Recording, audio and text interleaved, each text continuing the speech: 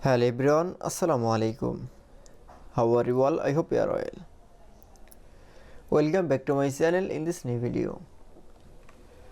Today's video, how to set line spacing text box in publisher document. So let's start it. At first open your publisher document. In this video I will show set line spacing. Firstly, now go into the home menu option, then click for draw text box. Now draw a text box. Now try from text.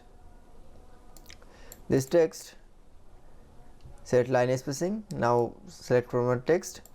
Now going to the again home menu option, then click for a paragraph spacing option, line spacing. Now choose a spacing.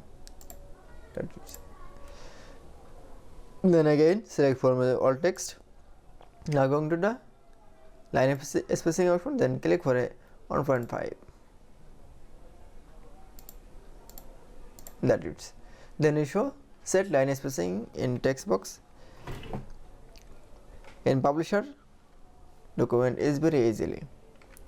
I hope you enjoyed the video. Please like, comment, share and subscribe my channel. Thanks for watching.